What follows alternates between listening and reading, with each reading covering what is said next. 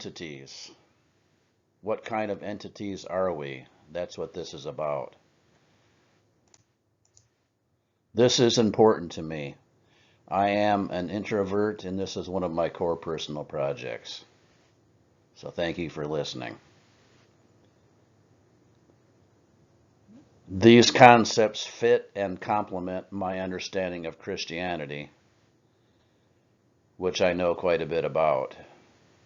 I think it probably also fits other religions with which I am less familiar. Who are you better than? How have we fallen from grace?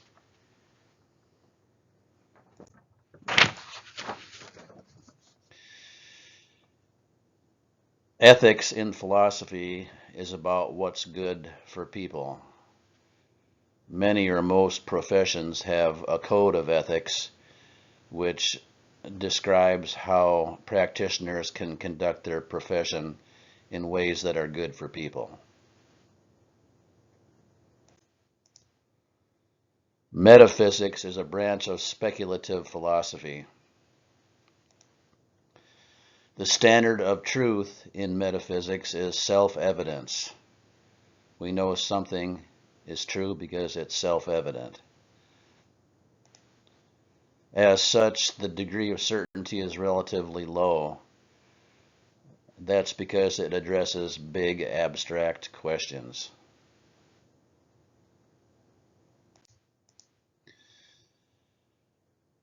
Metaphysics talks about the essential nature of the absolute or divine.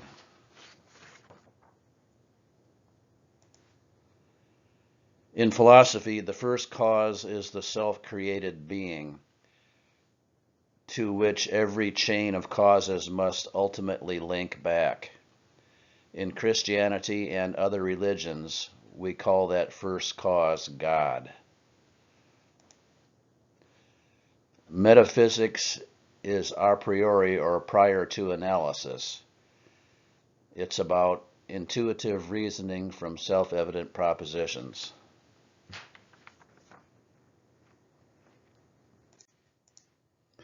It does not matter whether these concepts are true or untrue. It doesn't matter if they're right or wrong. It does not matter if you agree or disagree with these any particular concepts. What does matter? Well, first, you're helping me by allowing me to become better known by considering one of my core personal projects. I've been thinking about this for a long time. What does matter? Maybe this will be food for reflection. Maybe some of it will be useful to you. This presentation has two main parts. The first one is how to flow with the universe, and the second part is quite a bit shorter than the first, and it's about the strongest force in the universe. Part 1, how to flow with the universe. What is our essential nature? What kind of entities are we? Are we spiritual beings? Are we mental beings? Are we physical beings? Or some combination of those three?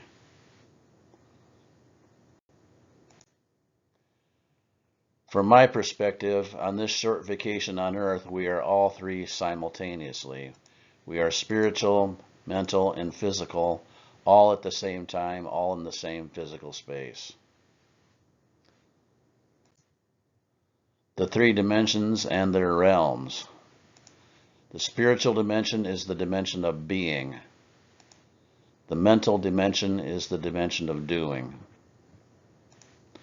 The physical dimension is the dimension of having. The natural flow of the universe. Like a river, the universe always flows in the same direction. The universe naturally flows from the spiritual dimension into the mental dimension and then into the physical dimension. The natural flow of the universe is from being into doing into having.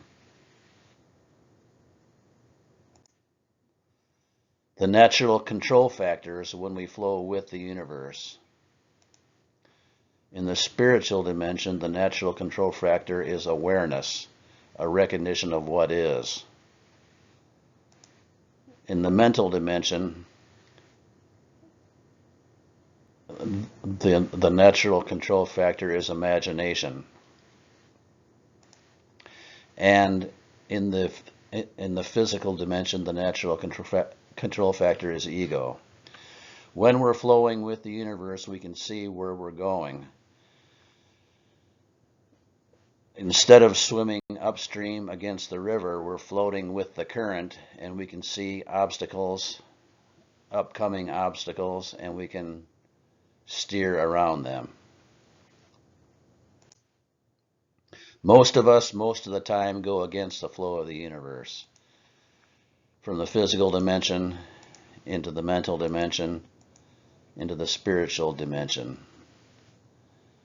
Most of us go against the current most of the time, and that's fine. Most people have become most things in life going against the flow of the universe.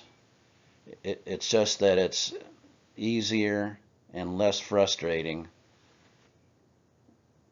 and more natural to flow with the universe.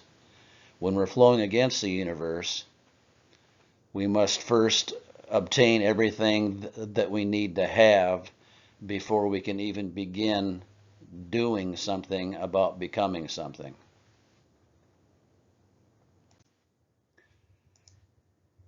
When we go against the flow of the universe, that forces ego to into the mental dimension and even the spiritual dimension, and that causes most of our problems in life, getting ego involved in the mental dimension.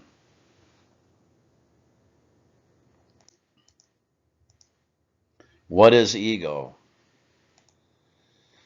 It's that part of our conscious personality that is most in touch with our external reality. Our ego compares ourselves with our external reality.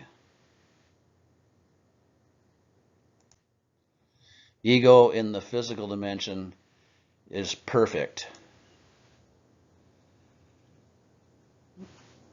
We compare an act that we're putting on in the physical dimension with the results that we're getting from that act, and adjust our act in the physical dimension in order to get better results.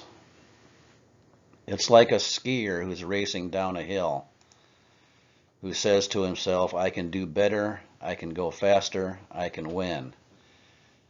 He's comparing the act that he's putting on in the physical dimension with the results that he's getting, and adjusting his act to get better results.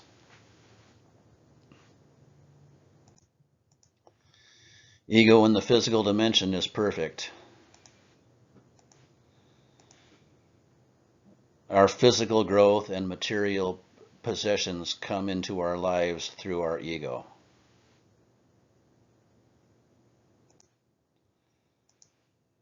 When we go against the flow of the universe, it's more difficult and frustrating. It's a struggle. And most of us, most of the time, go against the flow of the universe. Again, the natural control factors when we flow with the universe. Awareness in the spiritual dimension filters down into the imagination and functions there along with the imagination in the mental dimension. And then awareness and imagination flow into the physical dimension and function in the physical dimension along with the ego.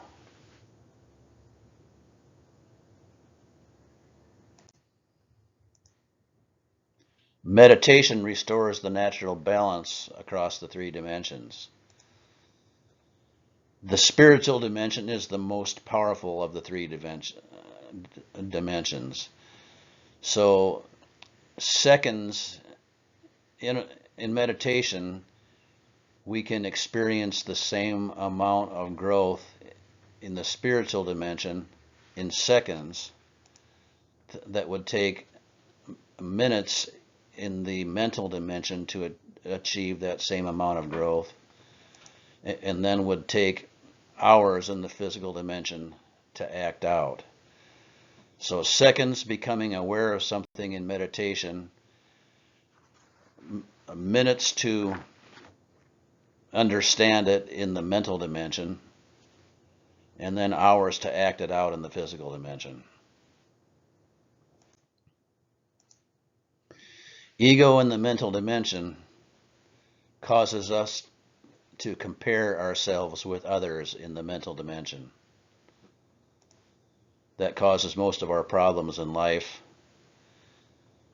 When we get ego involved in the mental dimension, we say things like, "What I do is better than what you do. I am better than you."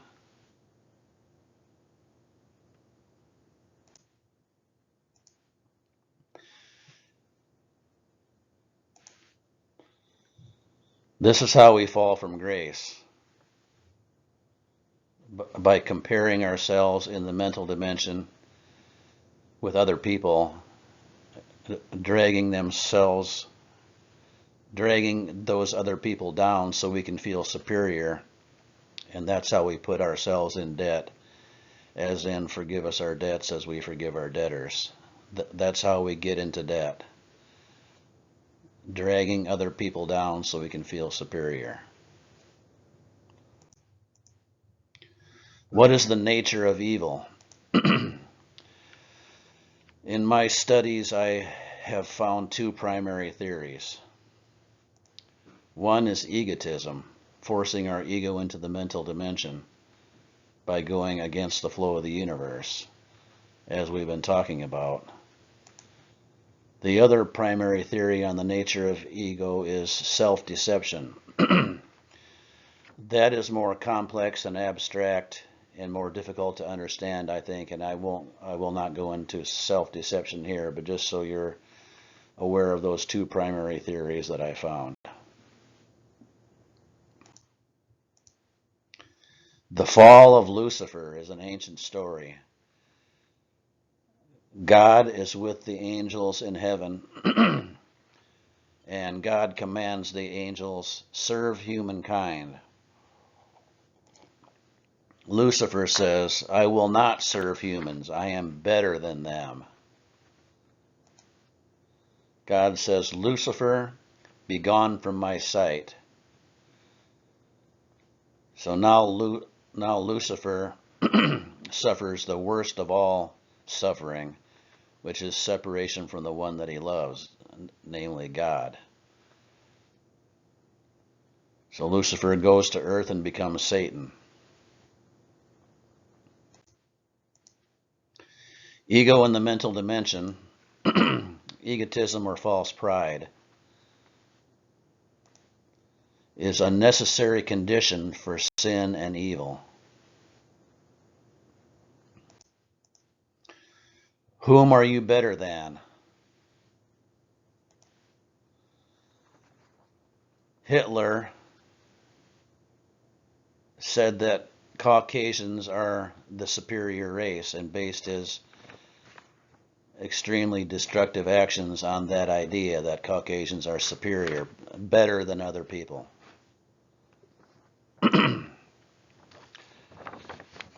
As another illustration, I will read a brief scene from the movie Mississippi Burning. Gene Hackman and Willem Dafoe are two FBI agents, and they're driving down a country road in Mississippi. And Gene Hackman's character says to Willem Dafoe's character, you know, When I was a little boy, there was an old Negro farmer that lived down the road from us named Monroe. He was, I guess, a little luckier than my daddy was, so Monroe bought himself a mule. It was a big deal around that town. My daddy hated that mule because his friends were always kidding him about they saw Monroe out plowing with his new mule, and Monroe is going to rent another field now that he has a mule. One morning that mule showed up dead. Someone poisoned the water. After that, there was no mention about that mule around my daddy. It just never came up. One time we were driving down that road and we passed Monroe's place and we saw it was empty.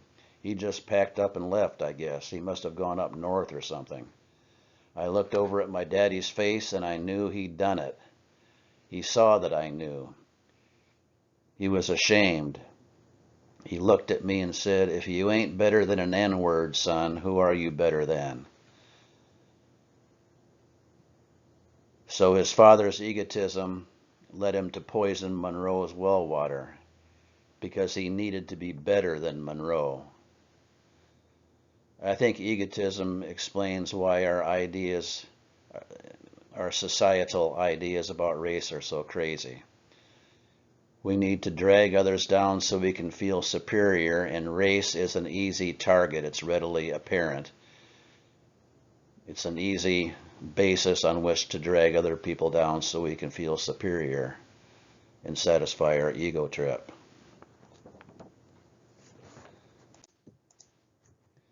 Pride is similar to egotism, an overpowering sense of self-importance, a form of arrogance and vanity. Pride results in the feeling, I do not need God. Pride took down many mythical ancient Greek heroes. The Greek gods became angry when humans assumed godlike status. Their severe punishments shock us and remind us of our limitations and mortality. This is the association of people better than you. Someone on the inside is making faces at those on the outside. The mat says not welcome, and the people outside say I'm repulsed, I'm offended, and I want to know how to join.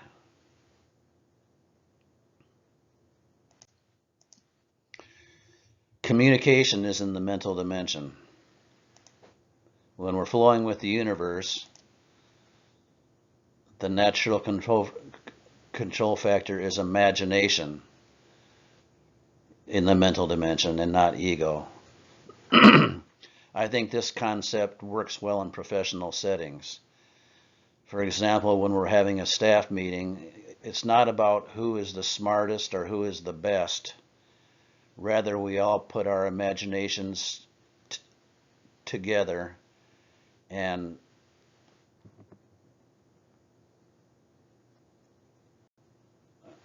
multiple minds are better than one if we're flowing with the universe. Ego in the mental dimension creates destructive forces in our lives. Worry and fear are strong forms of belief, and guilt is more complex and abstract, and I will not go into guilt here, but I'll talk a little bit about judgment.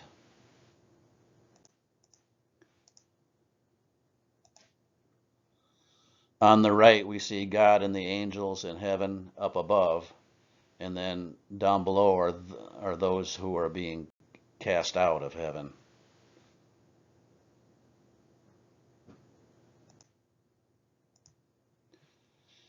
Judgment defined as an evaluation, especially a negative one. You are wrong. Right and wrong are based on agreement from other people. We need other people to agree with us, or else we're afraid that we're wrong. How we state judgments. You are wrong. not cool. What will people think? It's based on other people's agreement. Judgments are based on other people's agreement.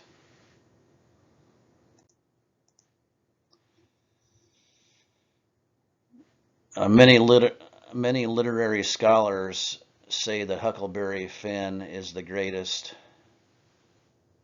novel in American history, by Mark Twain, of course. And in that novel, Huckleberry Finn says about slavery, just because you're taught that something's right and everyone believes it's right, it don't make it right. Reasons not to judge include it's contrary to our true nature. Our true nature is to love and to flow with the universe. We've been talking about this. Getting our ego involved in the mental dimension is contrary to our true nature, besides being frustrating and destructive. Stating how we feel is more honest. If I say, you're a jerk, that's a judgment. But if I say, when you do this particular thing, when you say this particular thing, it makes me feel upset or angry or whatever. It's just more honest to state how we feel than it is to render a judgment. We cannot trust ourselves to judge others accurately. We're not God. We need to have some humility. It's how we put ourselves in debt. Judging is how we put ourselves in debt. Our debts come due after this short life.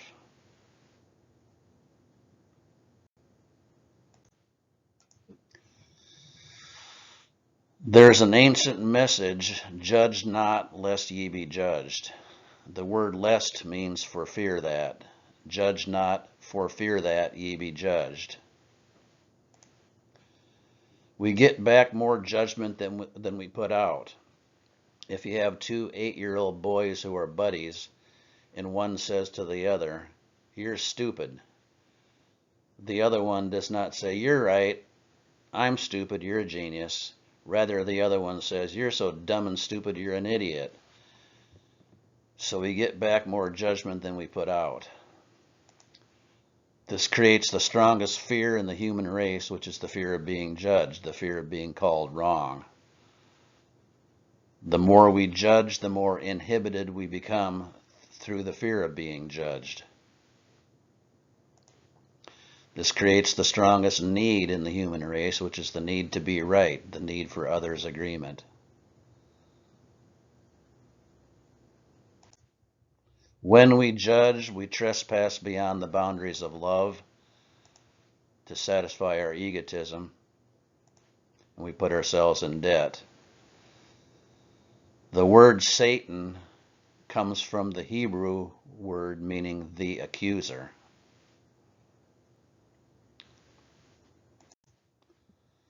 We're free from judgment.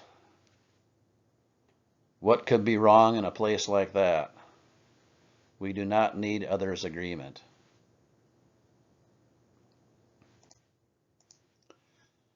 The mysterious good news of Christianity. Forgiveness is available to us, but it is contingent on contrition. No contrition, no forgiveness.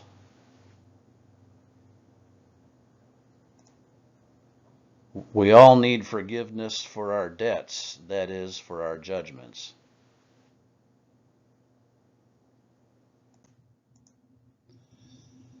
I think this overviews Christian ethics in a nutshell.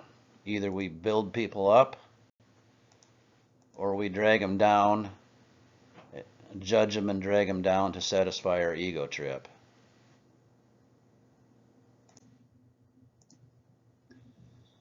Judging is parasitical. It's exploitive. Using other people for profit or advantage. namely to pump up our ego. There's only one thing in this world that you can judge. That's yourself. Because when you judge someone else, you're judging your experience of them. You're not judging them, you're judging your experience of them. And your experience is you, it's not the person whom you are judging. Where anything wrong exists, peace cannot.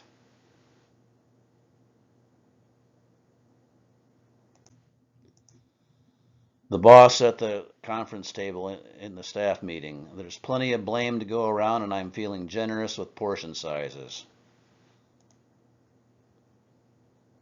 We're all going through a lot, so let's just be kind to each other.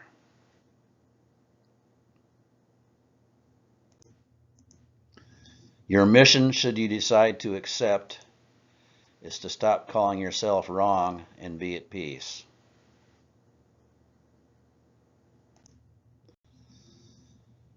Part 2, and this is quite a bit shorter than part 1, is about the strongest force in the universe.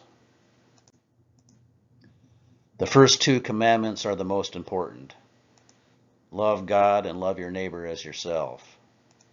Both of those tell us to love. It's the essence of Christianity, I think. This is a quote from Deepak Chopra. If you go to the deeper domains of any religion, whether it's Muhammad speaking or Buddha speaking or Jesus Christ speaking, the answer is only one thing. Love is that part of ourselves that is inseparably connected with everyone who exists, with the whole universe. All religion comes from the deeper understanding of love as the force of our spirituality. If that's true, then perhaps we should analyze what love is. When we're flowing with the universe from the spiritual into the mental into the physical dimension, that enables our expressions of love. That's the biggest reason why it's so important to flow with the universe. Allow love to express by going from being into doing into having. Ego in the mental dimension blocks our expressions of love. That's why it's so destructive. It is the simplicity of love that eludes us. What is love? You are okay just as you are. I have no program for your improvement.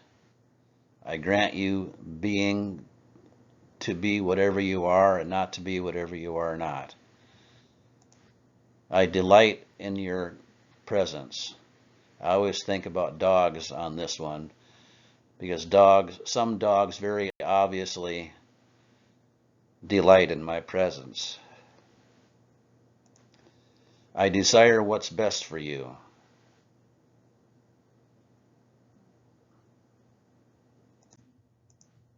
What does God give us as love? He grants us being to be whatever we are and not to be whatever we are not.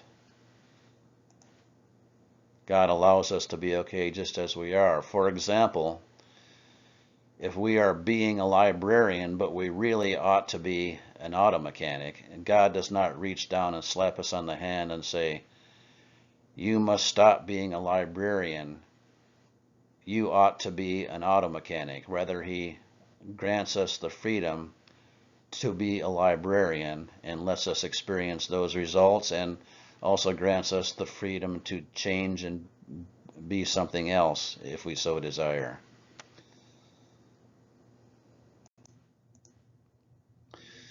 The entire universe is okay just as it is. That's a very strong statement. But in the now moment that is now gone forever, There was nothing more you could have done to change the universe, so it must have been okay as it was in that moment.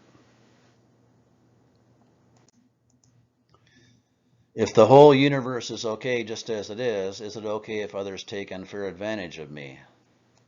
Yes, it's okay. But I'm okay too, and it's okay if I do something to stop others from taking advantage. It's all okay. It does not work to use this concept halfway. Love is the most powerful force in the universe. It's strong enough to overcome all of our problems. It's the strongest problem-solving technique in the world. If a problem is okay, there's no need, then there's no reason to worry about it or fear it. And worry and fear compound the problem. So letting it be okay solves most of the problem without even directing any energy toward it. Where judgment exists, peace cannot.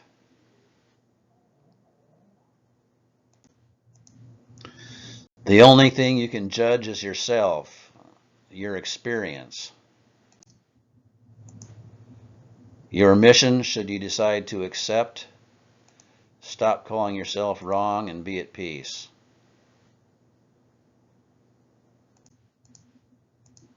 I grant you being, you're okay just as you are. I desire what's best for you. Pass it on, you'll be glad you did.